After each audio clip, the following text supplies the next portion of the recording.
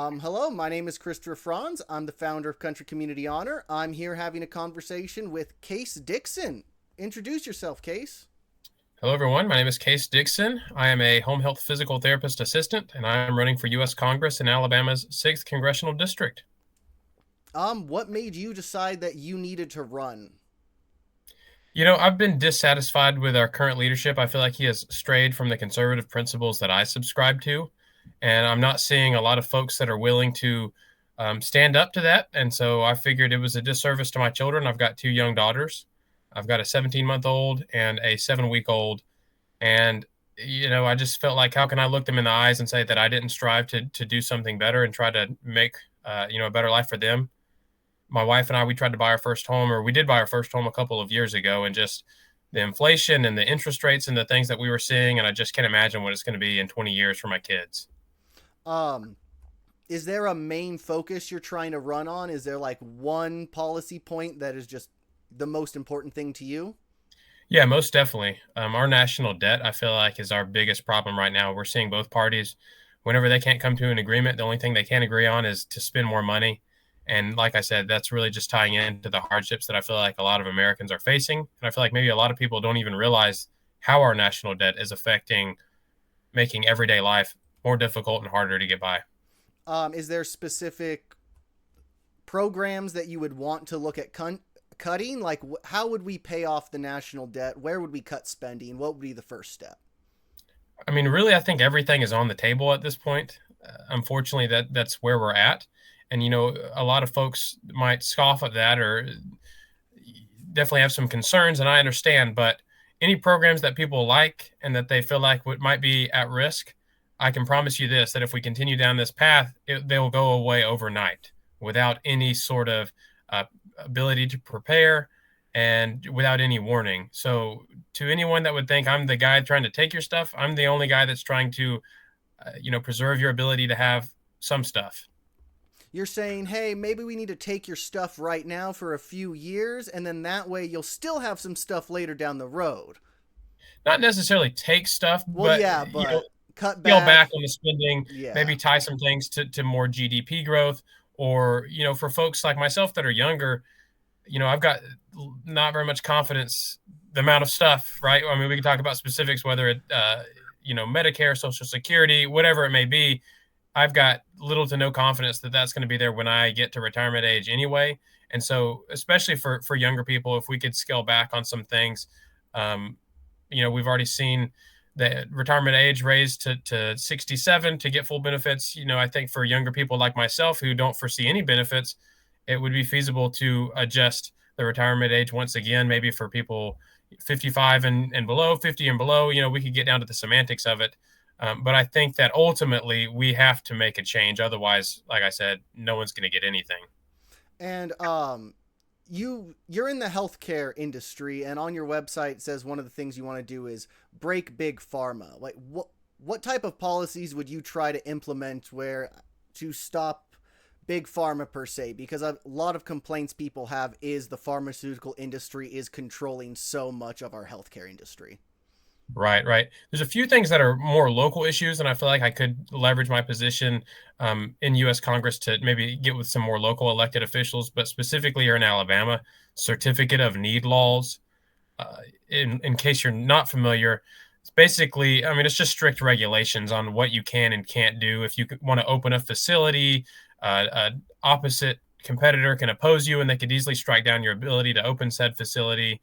You just have to prove the certificate of need is where you have to prove that there's a need for it in the community. So it's not really free market where the market just decides. It's, bureaucrats coming in and saying whether or not they think you're going to be successful. And then if they deem you're not going to be able to be successful, they just say, well, you can't do this. And there was actually a local here in Hoover, Alabama. There was a ambulatory surgery clinic or some folks that tried to open up a clinic like that. And a competitor came up and said, hey, no, we don't think that the community needs this. We're here. And what happened is the city of Hoover spent over $1 million in this legal battle of taxpayer money, ultimately for them to say, yes, they can open up the clinic. And I just think that was a huge waste of taxpayer dollars. And once again, it hurt this group that was trying to open up this clinic and exercise their rights to serve the community if they so please. But some more things specifically uh, regarding cannabis. Right now, it's a Schedule 1 on the Controlled Substance Act, and so I think that that's not giving people the options that they deserve. I think whether you're for recreational use marijuana or not, that's really not the point at the federal level. I think the government needs to get out of the drug business, and I think that they need to return the rights and the ability to decide where things land to the states. And I think that you would see a lot of states allowing medical use marijuana, therefore giving people more options. And so I think that would be another way to really break big pharma and get them out of people's lives. So it sounds like a lot of your issues is government is too involved. We need to tone back. We need to deregulate. And when I was looking at your district, I believe it was in 2022. There was a libertarian candidate running against Gary Palmer. Would you say there's a large libertarian like base or movement in Alabama? And would you say you think you would have their support going into this upcoming election? I could see myself having their support. I would consider myself a liberty Republican, is what I would say. Unfortunately, I don't think that there might be a group of people in Alabama that don't know that they're, maybe libertarian leaning, but I don't think a libertarian candidate per se that's running with the official party would have much of a chance in Alabama. And that's unfortunate. But I do find, I've got one foot in each camp. I would not say by any means I'm a libertarian, but I would not say I'm this establishment type Republican, Mitt Romney, Mitch McConnell. I'm nowhere close to those types of guys. So, Yeah, I was just curious because not many districts usually do end up having a libertarian candidate running in the general, and the fact that your district did have one a couple of years ago, I was just kind of curious of if you get the libertarian vote, do you think you basically guaranteed unseat Gary Palmer in the upcoming primary? I'd like to think it would improve my chances for sure. I don't think anything's guaranteed whenever you're going up against an incumbent. But I've actually been in touch with a few people that are either involved in the party, and officially the party is obviously not going to support someone running on a Republican Yeah. ticket. But I've talked to a few guys that used to be involved in the party, maybe still are some, and obviously they would like to see someone that is more libertarian leaning in there. And so I think that I could get some votes there for sure.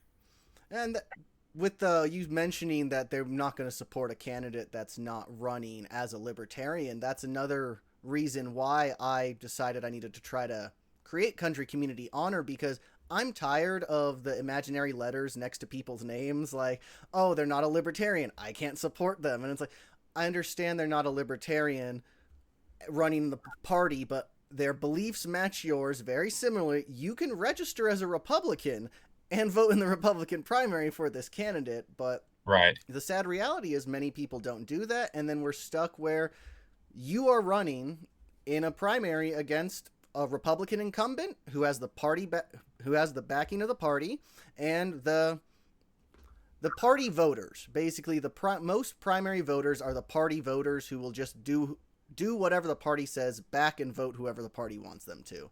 And so when libertarians aren't willing to vote and support you because you're a Republican, it makes it even more difficult. So I wish you the best. I hope you the best. I mean, Gary Palmer was only able to get 76,000 votes in 2024. It's really not that many. And Yeah, and I don't want to speak to. Let me just say, yeah. I don't want to sound like I've said that the Libertarian Party isn't going to have anything to do with me. I No, don't no, know. I know. I don't know in those camps kind of how they're feeling. Like I said, I've spoken to some guys that are affiliated with the Libertarian Party, and I do have their support. So, I don't want to say that they wouldn't, but it just depends, I guess, on how much I'm able to get the word out that I'm running, and that that there's another option out there that this guy is. When you go to the ballot box, a lot of these people, they may still vote in the Republican primary, but if they don't know who I am and they don't know that I'm a liberty-leaning Republican, then they still may vote for the incumbent because he's better than a Democrat, or it's just the matter is getting the word out that I'm running. That's very true. I was just more trying to say I've seen a lot of people, especially the libertarians, arguing amongst each other about trying, well, we can't support a Republican because they're not a real libertarian, and that's just Right. another hurdle you might have to face going into this upcoming Sure. primary. Sure. Absolutely. Absolutely. Yeah. If I could get their vote, I think that would really improve my chances for sure. And when I was looking at Gary Palmer's campaign finances, he does spend a couple $1,000,000. How comfortable do you feel being able to go up against a couple $1,000,000 being spent against you? I think that, when I was talking to my consultant and some other folks, I'm not going to outraise or outspend an incumbent that's especially in such a red district here in Alabama. But you know, maybe it's idealistic, but I think that the message that you have is more important than the money that you spend. And so hopefully that the voters can find my campaign and know that I'm running, and they'll put a lot more weight on that than what corporations are backing somebody or things like that. I think that would really go a long way. And I understand and I agree. It's just the most difficult thing I have seen is many people are trying to run against incumbents.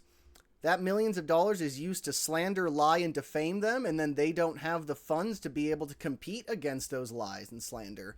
So, do you feel you have a good connection on the ground with the people you're talking to? Do you feel you'll be able to cut through the political BS and your voters won't fall for the lies that get pushed? Yeah, I would like to think so. Anybody that I guess most of those folks wouldn't know me, I guess, on a personal level, so I could see how that would be challenging if there were some lies thrown around about me. But also too, I do have some folks that I've been in touch with, maybe some endorsements that might be coming soon. So, and I say soon, especially whenever you're a candidate that's not run before, some people kind of hold back, wait to see how you're going to do before they officially come out and say anything. But I do think that if there were to be some blatant lies coming out about me or the campaign, I've got some folks that I think would step up and vouch for me that have a bit louder voice than I do right now. They might come out a little bit earlier than maybe they would have if they're seeing, lies and just disinformation come out. Well, I'm very glad to hear that because I've worked on a campaign before in the past, and I've seen the type of lies and slanders they spread, and it's very difficult to compete against. So I'm very glad to hear that you are getting support you need in the district from people around, because that is how we make a difference out here. You need the support of your community, and then that way you can actually spread your message and make that difference and compete against the multi-billion-dollar propaganda machine that so many people complain about every day. And let me say this too. What's unfortunate is I feel like a lot of times endorsements or public support is a lot like, getting your first job out of college, right? They say, well, we really like what you have to say. We really like you. We really like your ideas. But we want you to have a little bit more experience first before we give you the job. And you're like, well, I need this job so I can get experience. And it's very similar, I feel like, to endorsements, right? You talk to people, they're like, you're great. If you can get to Congress, you'd be awesome. We would love to see you in Congress. But Well, we just want to see a path to victory. I'm like, well, if you would come out and endorse me, that would really go a long way. I mean, I've kind of run into the same hurdles talking to people about country community honor, trying to get them to support me. I'm talking to them, and they're like, I agree with everything. Yeah, that could make a change. And it's like, oh, cool. I'm going to need money to be able to do it. And it's just like, oh, well, once you start making a change, then I'll think about donating. And it's just, okay, but I can't. How am I supposed to pay for someone else's campaign if I have no money? Right. And it's like if you could have, people just they buy into credibility, and the more Yes. people that you have supporting you, the more credible it is. And so it's just I think consistency and I've already seen now, some opportunities and that have already come down my way, and I'm not going to, sit here and lie and act like, I'm big time in it or anything, but I can already see that there's some opportunities that have come my way that, 2 months ago would not have come my way. And it's folks that are sitting there going, oh, well, he's still here. He's still consistent. He's still showing up. He's still going to the meetings. He's still speaking at these events. He's not gone anywhere. Let's give him a chance. And then, Yeah. I think that snowballs. Oh, yeah. You keep putting the effort in, and eventually you can make a change. Yeah, I agree wholeheartedly. Um, but if there's anything you'd like to specifically talk about, if there's anything you'd like to shout out, please do. Yeah, I mean, touching on my issues, there's really three issues. We already talked about the national debt, and how that's the biggest thing that's robbing our future generations, and really robbing ourselves a few years from now, even at this point, because of how bad it is. But also, too, we touched on the um, increase the breaking big pharma, right? Increase medical access. To another thing that I didn't get to touch on is in Alabama, and I'm sure it's similar to other states, but concerning I work in home health care. And so a lot of my patients, they get telemedicine visits. And right now we have a 4 limit cap on the telemedicine visits. Mm. And so what happens is after 4 visits, if your issue isn't resolved, you have to go see a doctor. Well, these people are homebound, so they can't go see the doctor. So what happens is they don't go to the doctor after the 4 telemedicine visits, but then their doctor won't refill the prescriptions because they've not seen them. So then they go for a long time without their prescriptions, end up having to go to the hospital, stay for several days or weeks, and they're on Medicare or Medicaid, and that just not only hurts them, but it also hurts the taxpayers because that's the one who's funding these, government subsidized healthcare plans. And I just think it would be better for everybody if government would, you know, get out of the way, allow people to have more access to their medical needs. But then the third issue too that I think really needs to be addressed is ethics reform in Congress, whether that be term limits or banning congressional stock trading or just more transparency. And we're even seeing now a lot of people in Congress that are not hosting town halls due to agitators or things like that. But I think it's important to remember that your elected officials that are in Congress, they're not. I feel like many times they can feel like they're so distant, but in reality, these are supposed to be people that are local, live in the district, that know people that are, accountable to their constituents. And I think that we need to have more of that in Congress right now. I agree. You said like being able to actually like meet and talk to your representative. When I worked on a congressional campaign for the local congressman, I met him, well, technically twice. He stopped by the campaign once just to say hi, and then the second time was we all got invited to one of his donor dinners, and he never actually talked to us. He never actually like greeted us. It was just more like, "Oh, thanks for campaigning for me. Thanks for letting me keep my job. Bye." Right, Like, right. Yeah. okay, and then so many people complain just there are no ethics in Congress, but at the same time, the parties protect each other. Would you be willing to do things like call out corruption within your own party? Because for too long, Republicans defend Republicans and Democrats defend Democrats no matter what they do. Yeah, yeah, 100%. And I think that's the thing that we need more of is just principle, that it doesn't matter whether it's your own party or even sometimes you might find yourself siding with, someone on the other side of the aisle. But if it's something that is in the best interest of your constituents or the best interest of the American people, I think that you have to stand firm on your principles. And we're seeing that now with several people relating to the Epstein files and such like that, where they're just standing up and saying, hey, look, I don't care if you're a Democrat and I'm a Republican. We both agree that shielding pedophiles from the arm of the law is a bad thing. We need to push to get this exposed because this is what the American people want. So you're more than willing to cross the aisle when it's something you both agree on, Democrat and Republican, and try to get it pushed. You're not going to be playing these games of, oh, it's a Democrat bill, I can't support it. Right. Yeah. If it's good, if it's in the best interest of the community and the country, I'm all for it. Specifically, that's a critique I do have of our current Congressman, Representative Palmer, is I feel like a lot in Congress are yes men to Trump and, might be afraid to stand up. Maybe it's, any sort of backlash that they're going to get from either their constituents because they think that, Trump is always right, or maybe it's a threat. We're already seeing with Congressman Massey out of Kentucky, what happens whenever you don't vote for increased spending. And I think people need to understand he's not just trying to be an obstructionist.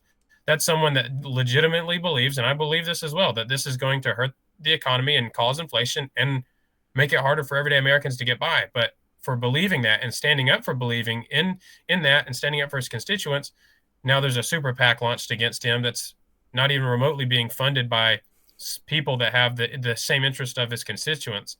And I just think that that's sad.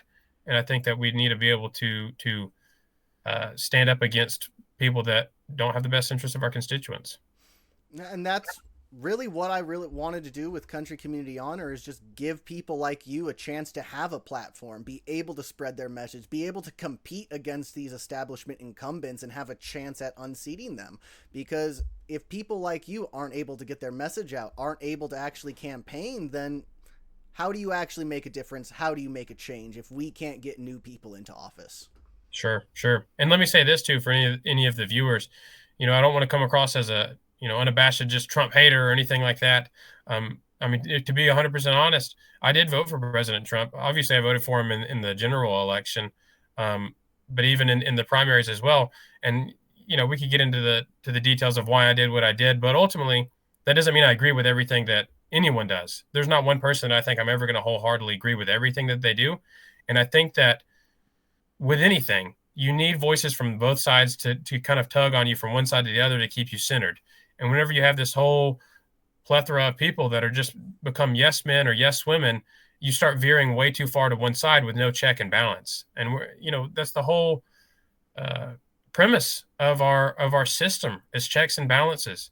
And you lose that whenever Congress relegates all of the things to the executive branch and they just agree with everything that goes along, even if they might internally disagree. And I just think ultimately, the more that happens, A, the less power Congress has, which means the less power the people have. But B, the more we just become so one sided. And you have to have, equal and opposite forces coming from both sides to keep you centered. Yeah, America does need to come back to the middle because for too long, both sides have just been pulling each other in the opposite direction, trying to undo everything the other one does, and it's just been causing more divide and more problems. And hopefully, if we're able to get more people like you in Congress, able to spread people's messages like yours, we'll actually be able to make a real change and a real difference in 2026. Yeah, I agree wholeheartedly. Um, yeah, I mean, just a hot topic that's just on the top of my mind, just talking about even some folks like the gentleman that I'm challenging the Republican primary. He actually founded the Alabama Policy Institute in the 80s, which is a conservative think tank, and he was there for 30 years, and then he left from there, and that's when he ran for Congress and was elected almost 12 years ago now. And never when he was a part of the Alabama Policy Institute would they have supported the use of tariffs, because we understand, I mean, you're just shooting yourself in the foot with tariffs. But now that he's in Congress and he's a Republican in Congress and he needs the support of President Trump to get reelected, now he's afraid, or he just I can't exactly pin down what it is, but now he's gone silent on the tariffs, and he just kind of says, we'll wait and see and just kind of see how this works out. And I just think that's a shame, because it's never been the stance of him or his think tank that he founded in the 80s. That's never been their stance. Yeah, that's the sad reality with politics is a lot of them they change what they believe at the drop of a hat just because, well, if I don't, then I might not get reelected. Yeah, yeah. And let me say this too, because I forget that these are not local viewers here in Alabama. This congressman also pledged, this was his whole thing. He really got elected during, I guess you could say, the Tea Party movement. It was 2014 whenever he got elected. So we were kind of moving into more of this populist age where Trump got elected. But, the Tea Party movement was still alive and well. And I think he was perceived as the most Tea Party movement candidate at the time, anti-establishment. He'd not been an elected official. He was, the founder of a think tank, but had not been elected to anything before. And during a debate, he got to a runoff with another gentleman here in Alabama, and the moderator asked each of them if they believed in term limits and would they term limit themselves.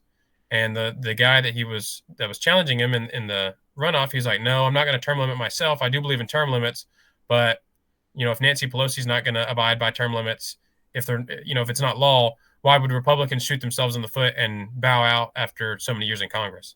Well, then Representative Palmer, who I'm running against in the Republican primary, he said, I will absolutely abide by term limits and term limit myself. Congress should not be a career. We need citizen-led leadership, yada, yada, yada. And he says, I will leave after 10 years. Well, it's been 12 years, and now he's vying for 14 years if elected this election cycle. So, do with that what you will to any of the viewers out there. To me, that's not enough to get me off my butt and to run against somebody. But when you couple that with everything else, I think it's important to highlight. I think I've asked all of my questions for right now. This was just a quick conversation, get to know you, see what you're running on, let you spread your message. Would you like to shout out your website, social media, anything you'd like viewers to know? Yeah, please. You can visit my website at Dixon, Dixon, 4, FOR, USCongress.com, or you can go to casedixon.com. That's CASEDIXON. Both take you to the same website. And then I'm on all social medias as case_Dixon.